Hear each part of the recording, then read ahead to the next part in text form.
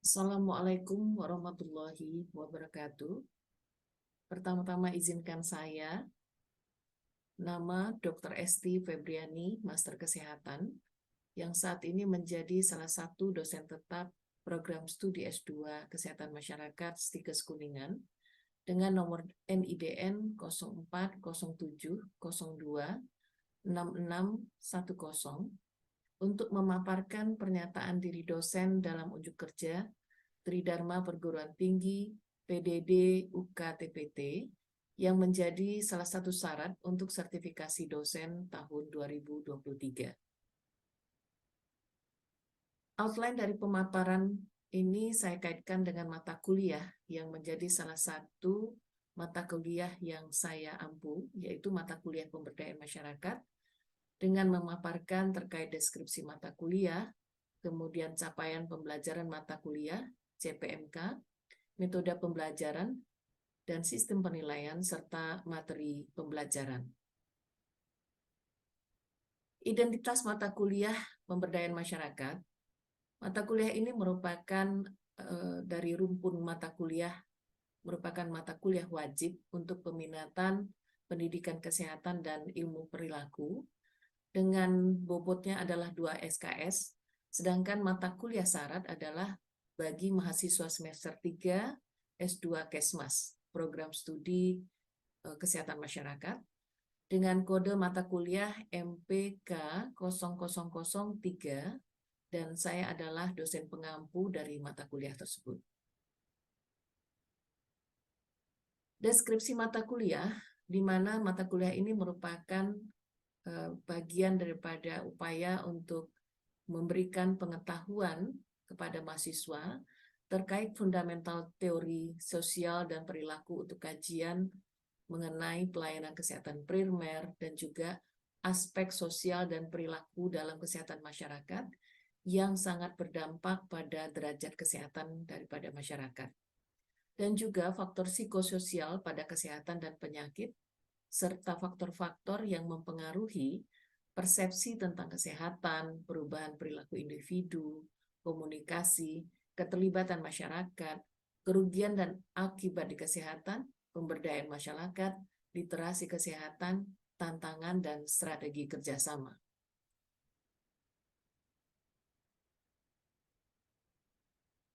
Pokok makta bahasan dari mata kuliah, yang pertama adalah pengenalan mata kuliah dan apa saja yang akan didapatkan oleh mahasiswa dalam masa pengajaran. Yang kedua, ruang lingkup pemberdayaan masyarakat. Yang ketiga, terkait pembangunan kesehatan berbasis pemberdayaan masyarakat, pemberdayaan masyarakat sebagai suatu proses dan tahapan, pendekatan dan strategi pemberdayaan masyarakat, kemudian juga memaparkan konsep pengorganisasian masyarakat, ruang lingkup dan tahapan pemberdayaan masyarakat, partisipasi masyarakat dalam pemberdayaan masyarakat, metode partisipatif yang menjadi salah satu ciri daripada pemberdayaan masyarakat. Kemudian juga kita akan memperkenalkan teknik pemetaan swadaya dalam pemberdayaan masyarakat. Selanjutnya, capaian pembelajaran mata kuliah atau CPMK. Yang pertama adalah mahasiswa akan mampu berpikir secara objektif untuk dapat meningkatkan partisipasi masyarakat dalam kesehatan. Kemudian mahasiswa juga akan mampu memahami ruang lingkup pemberdayaan masyarakat di bidang kesehatan, mampu memahami dan menjelaskan pembangunan berbasis pemberdayaan masyarakat di bidang kesehatan, yang sebenarnya dari zaman dahulu sudah menjadi salah satu kekuatan di negara kita. Mahasiswa mampu memahami dan menjelaskan strategi pemberdayaan masyarakat di bidang kesehatan. Mahasiswa mampu memahami dan menjelaskan konsep pengorganisasian masyarakat di bidang kesehatan. Mahasiswa mampu memahami dan menjelaskan perubahan perilaku dan sosial budaya masyarakat di bidang kesehatan. Masyarakat mampu memahami ruang lingkup dan tahapan pemberdayaan masyarakat, serta masyarakat mampu memahami partisipasi masyarakat dalam pemberdayaan masyarakat. Sedangkan pengalaman belajar mahasiswa, di sini kita akan saya jabarkan bahwa yang pertama adalah diharapkan mahasiswa proaktif untuk mendapatkan materi download atau download sebelum mata kuliah yang berlangsung. Hal ini terkait dengan sudah tersedianya media e-learning dari Stikes Kuningan. Kedua, melakukan kajian untuk jurnal terkait topik pemberdayaan masyarakat. Selanjutnya juga membuat resume dari jurnal yang dibaca dan mempresentasikannya, dan melakukan diskusi kelompok, serta menyiapkan rangkuman materi pengajaran. Ini adalah beberapa materi referensi yang saya gunakan, tetapi selain ini juga tersedia jurnal yang dapat diakses, dan saya sudah mendownload juga, mengupload juga di e-learning. Yang pertama adalah materi atau referensi terkait The Six Step Model for Community Empowerment yang ditulis pada tahun 2008 oleh salah satu tokoh daripada pemberdayaan masyarakat, B. James. Kemudian juga Development Theories, Participatory Approaches, and Community Development yang ditulis pada tahun 2003 oleh Muguleta, dan juga materi yang dikembangkan oleh WHO, World Health Organization, pada tahun 2003 terkait Community Empowerment for Health and Development, and Sequential Step for Empowering Community Organization for Local Development. Di sini ditulis oleh Anil pada tahun 2007. Dan juga ini ada web health promotion bagi, dan merupakan materi, menyediakan materi atau referensi yang sangat kaya, yang merupakan ini adalah website daripada WHO, dan juga di sini adalah link daripada media atau website dari Promkes, Kementerian Kesehatan, yang juga sangat banyak menyediakan materi terkait pemberdayaan masyarakat. Dan sekaligus juga ini menjadi satu gerakan masyarakat yang digaungkan oleh Kementerian Kesehatan. Metode dan media pembelajaran. Pembelajaran ini dilakukan secara full daring, dan juga bagaimana mahasiswa diharapkan bisa belajar mandiri, karena seperti yang saya sampaikan, Stiku dalam hal ini sudah memiliki media pembelajaran e-learning. Ini adalah link yang bisa diakses, di mana semua materi juga sudah saya upload ke dalam media e-learning tersebut. Selanjutnya juga akan menggunakan beberapa metode. Yang pertama adalah ceramah dan diskusi, kajian jurnal dan presentasi, diskusi kelompok dan presentasi, serta memberikan tugas dan makalah. Ini adalah akses terhadap e-learning, jadi dapat dilihat di sini bahwa semua materi yang akan diberikan sudah dapat diupload oleh mahasiswa, dan juga ada beberapa tugas yang juga sudah bisa dilihat di sini penugasannya, sehingga sebelum mata kuliah diajarkan, diharapkan mahasiswa sudah dapat aktif untuk mendownload materi dan mulai mempelajari, sehingga pada saat diskusi, pada saat pertemuan, mahasiswa akan lebih aktif dan dapat memberikan gambaran atau perspektif berdasarkan pengalaman mereka di dunia kerja. Kontrak belajar mahasiswa, yang pertama adalah sesuai dengan peraturan Stiku, di mana kehadiran minimal 75%, sehingga absensi pada saat daring ini adalah merupakan bukti daripada kehadiran mahasiswa. Kemudian juga diharapkan mahasiswa aktif pada saat pembelajaran, dan etika mahasiswa yang diberlakukan pada saat daring, yang pertama adalah setiap mahasiswa menampilkan nama dan identitasnya, dan video atau diharapkan mute, dan melakukan tunjuk tangan jika ada pertanyaan. Menonaktifkan video diizinkan kecuali pada saat diminta oleh dosen, sehingga pada beberapa pertemuan saya juga, atau pada saat pertemuan beberapa kali, biasanya saya akan melakukan checking terhadap kehadiran mahasiswa dengan meminta mereka mengaktifkan video, dan foto di akhir sesi adalah sekaligus merupakan absensi kehadiran. Selanjutnya saya akan memaparkan terkait rundown perkuliahan. Yang pertama adalah bahwa perkuliahan akan berlangsung 14 dihitung sebagai 14 kali pertemuan, di mana untuk minggu pertemuan 1 dan 2 adalah tujuannya ini lebih untuk memaparkan rencana pembelajaran semester sehingga mahasiswa akan mampu menjelaskan di akhir sistem pembelajaran, evaluasi dan arti tujuan mata kuliah ilmu perilaku kesehatan, dan juga di bidang pemberdayaan masyarakat. Di sini akan menjadi harapan atau output yang dihasilkan dari sesi pertama dan kedua.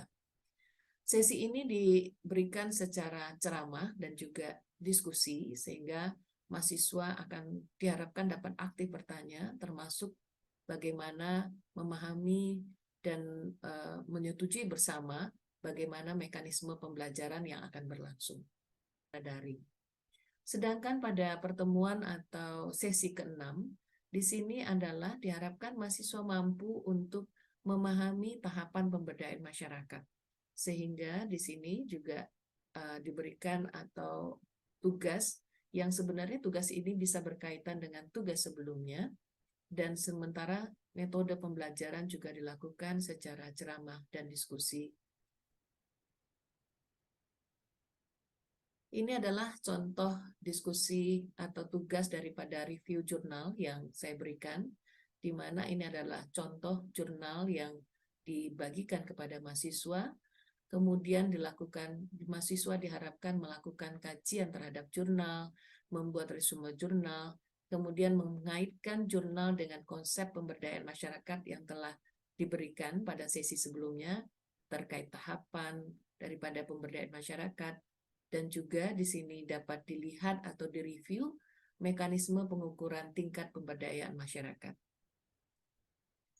Selanjutnya untuk pertemuan ke-7, di sini adalah diharapkan mahasiswa mampu menjelaskan tahapan pemberdayaan masyarakat dengan penugasan adalah terkait makalah dan juga melakukan dengan metode diskusi kelompok secara daring serta paparan.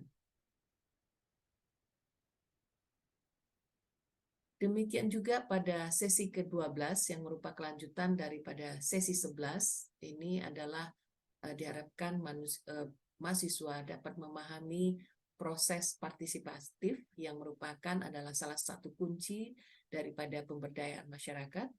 Pada sesi ke-13, ini diharapkan mahasiswa mampu menjelaskan rencana penelitian dan kaitannya dengan konsep pemberdayaan masyarakat.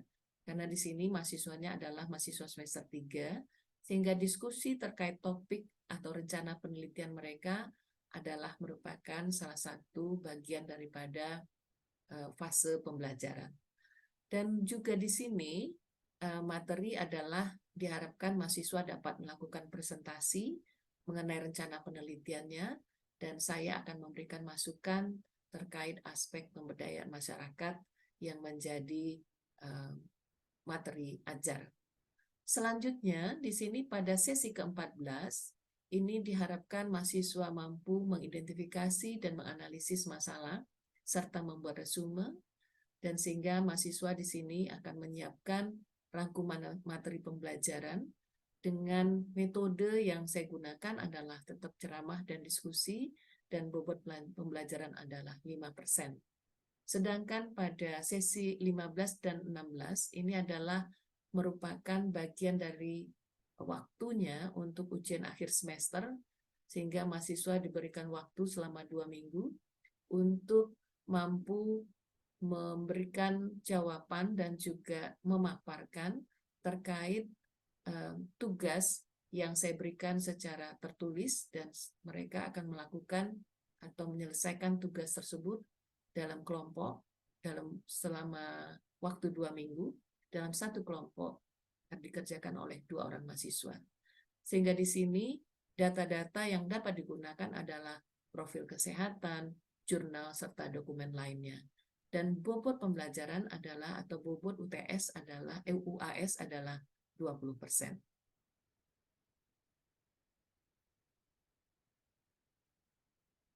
Selanjutnya saya akan memaparkan mengenai proses pembelajaran yang terjadi.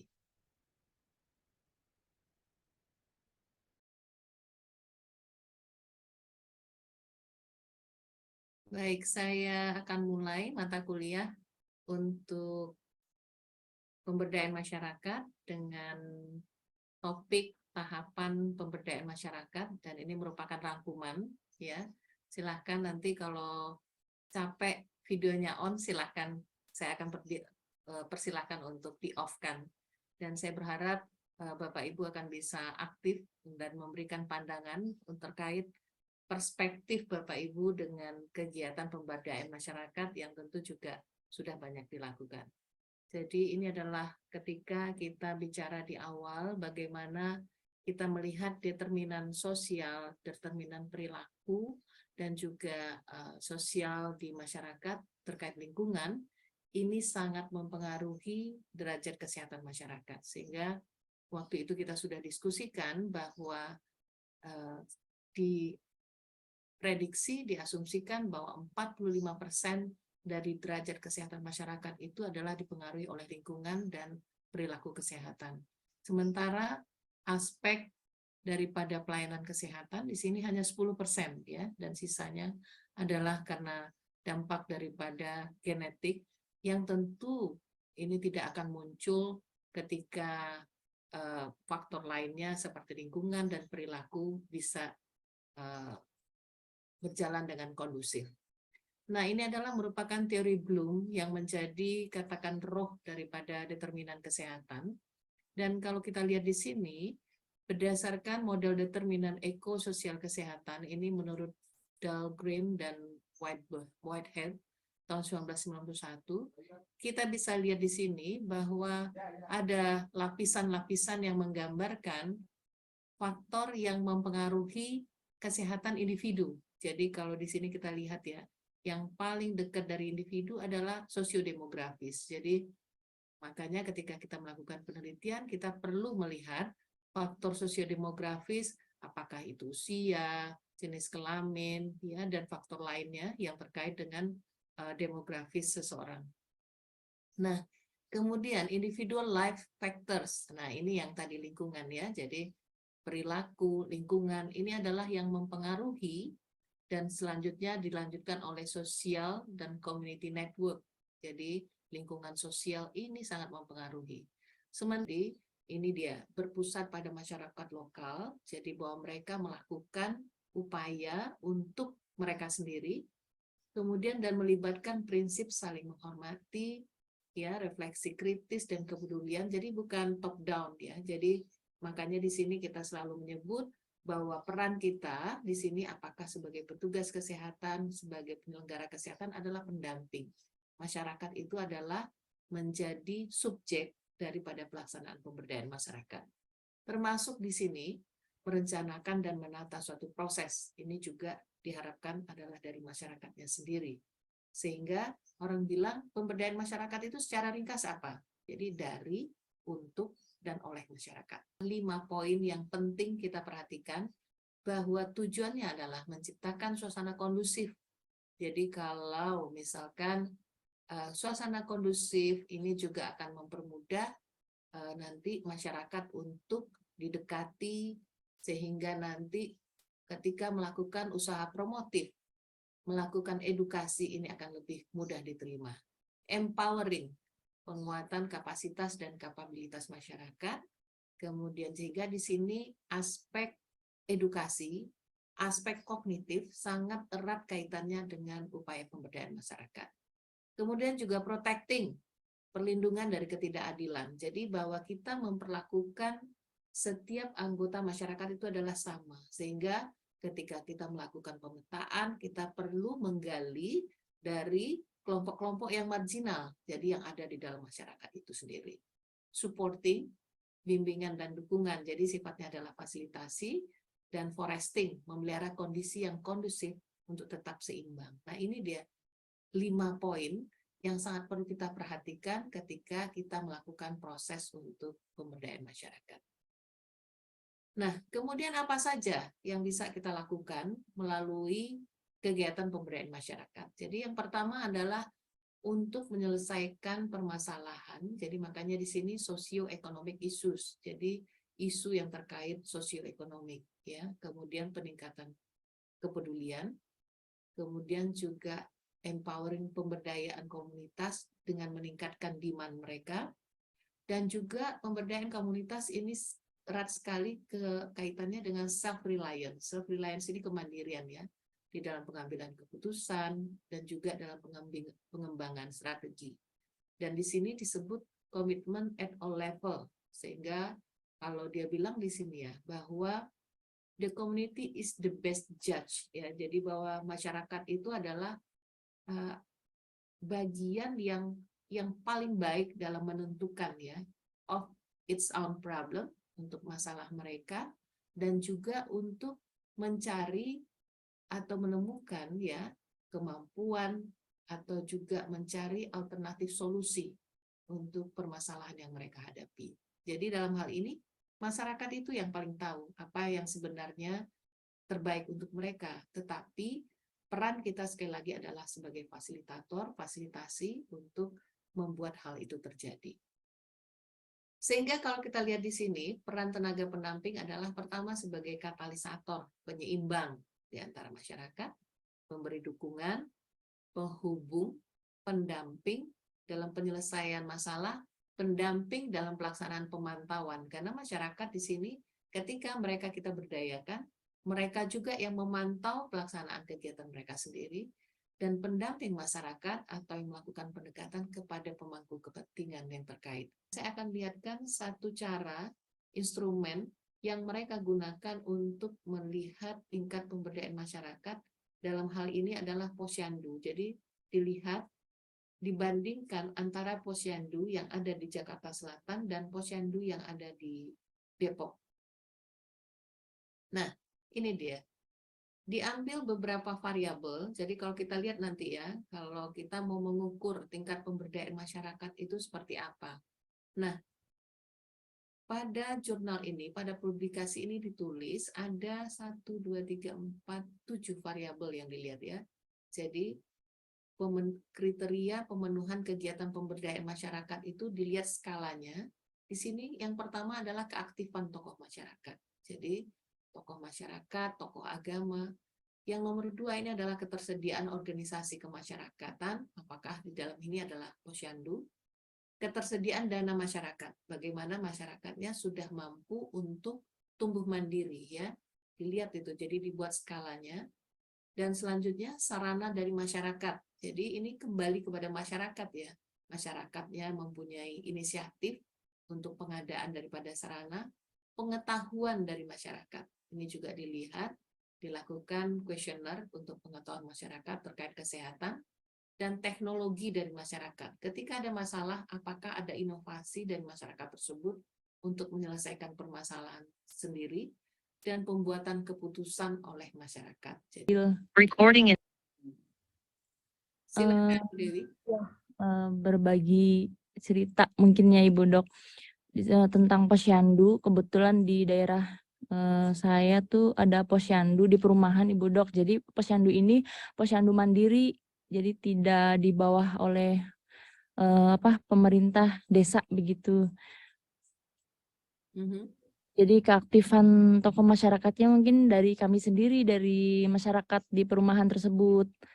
Dan ada terlibat bidan juga sih, ada bidan desanya begitu dari puskesmas terdekat Ibu Dok sewilayah desa tersebut. Iya, baik. Terima kasih sekali, ya, Bu Dewi, untuk berbagi. Menurut saya ini contoh yang bagus sekali, ya, bagaimana inisiatifnya justru datang dari pihak masyarakat. Jadi masyarakat yang menginisiasi dan bukan datang dari puskesmas gitu, ya. Karena ini ya sebenarnya yang diimpikan, ya, bagaimana masyarakat itu memahami kebutuhannya sendiri. Tadi Alhamdulillah Dok, di kami kan ada 54 posyandu ya di 10 desa. Kalau dari lihat variabel sini, memang ada beberapa posyandu yang memang sudah menerapkan beberapa variabel di sini, juga ada yang tidak juga. Karena di situ sudah ada keaktifan dari tokoh masyarakat sendiri bahwa memang posyandu itu sudah merupakan satu kepentingan buat mereka untuk sebagai apa ya istilahnya jejaring pelayanan kesehatan sebelum. Nah, ini hal yang juga sulit ini, memelihara kondisi yang kondusif dan tetap seimbang. Jadi kalau tadi Dr. Iskandar juga sudah menyampaikan ya bahwa relatif sudah baik itu kondisi daripada pemberdayaan masyarakat ya. Tetapi bagaimana memastikan ini terjadi itu juga jadi PR. Jadi ketika sudah sampai pada tahapan tertentu, nah di sini juga pendamping perlu memastikan, terutama dengan adanya perubahan-perubahan yang terjadi di masyarakat.